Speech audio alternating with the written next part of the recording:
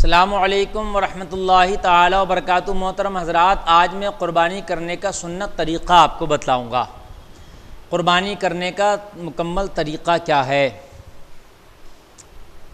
حضرات، سب سے پہلے جس جانور کی آپ قربانی کر رہے ہیں اس کو نہلا لیں، دہلا لیں، کھلا لیں، پلا لیں، یعنی بھوکا پیاسا وہ جانور نہ رہے۔ آپ اس کو خوب پیار کریں، نہلائیں، دہلائیں اور اس کو قربان کرنے سے پہلے خوب کھلائیں اور پلائیں۔ اس بات کا خیال رکھیں، ایسے نہیں کہ جیسے پایا اٹھایا قربان کر دیا۔ اس کے بعد جب آپ نے اس کو نہلا دہلا لیا، صاف ستھرا کر لیا اور کھلا پلا لیا، تو اب اس کو قربان گاہ لے جائیں جہاں بھی قربان کرنا ہے۔ کھلی جگہ میں قربان نہ کریں، ایسی جگہ قربان کریں جہاں پر آڑ ہو، پردہ پرہیز ہو سکے، دوسرے لوگوں کی نظر نہ پڑے۔ قربانی کرنے سے پہلے گڈھا کر لیں، جہاں جانور کا خون نکلے وہ بہے نہیں نالیوں وغیرہ میں، وہ اسی گڈھے میں جمع ہو جائے۔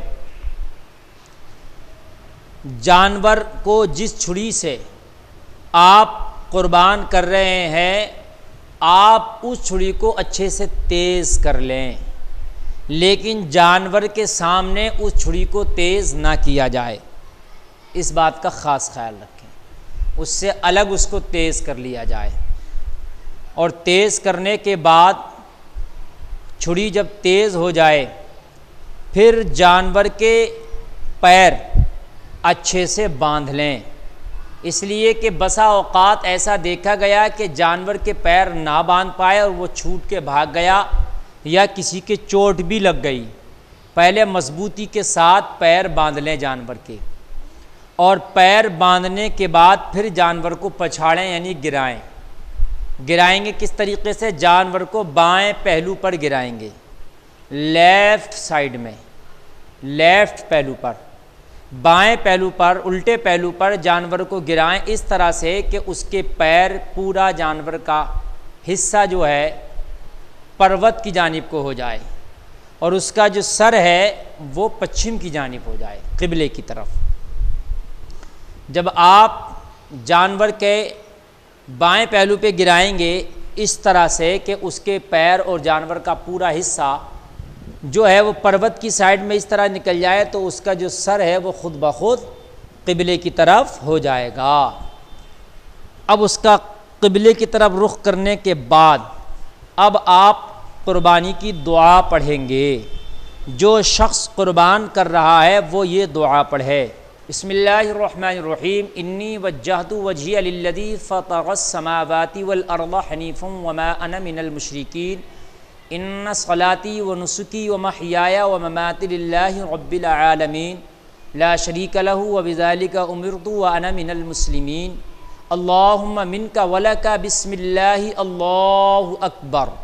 یہ کہہ کر جانور کی گردن پر چھری چلائی جائے گی، اس طریقے سے آگے کو آپ کریں گے، پھر پیچھے کھینچیں گے، یہ طریقہ ہے۔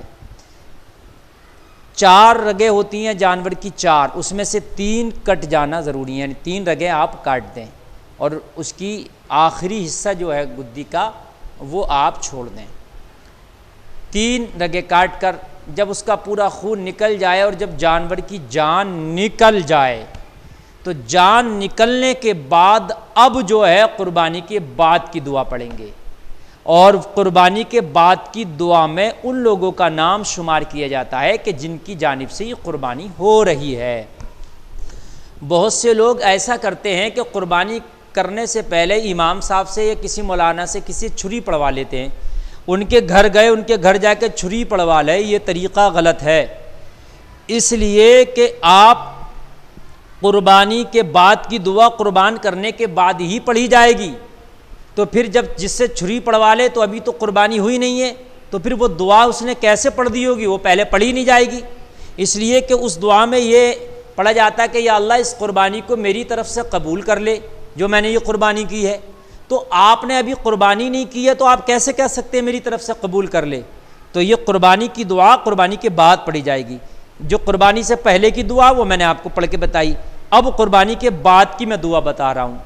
اب جب قربانی ہو گئی، جان نکل گئی، جانور کی روح نکل گئی، اب یہ دعا پڑھیں گے۔ اگر آپ اپنی جانب سے قربانی کر رہے ہیں تو آپ دعا پڑھیں گے: اللہم تقبل منی کما تقبلت من خلیلک ابراہیم علیہ الصلاۃ والسلام و حبیبک محمد صلی اللہ تعالی علیہ وسلم۔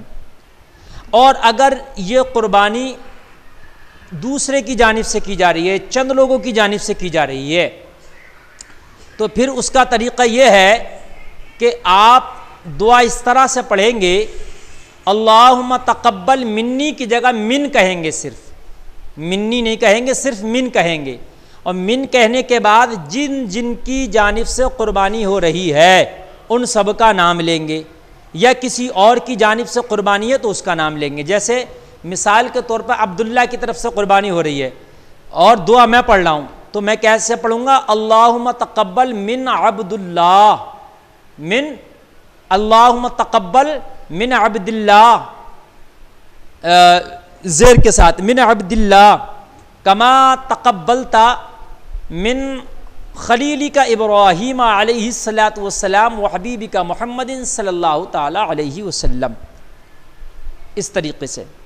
اور چند لوگ ہیں تو ان کے چند لوگوں کی جانب سے جو ہے آپ ایسے ہی پڑھیں گے، ان کا نام لیں گے من، اور اپنی طرف سے تو منی کہیں گے۔ حضرات،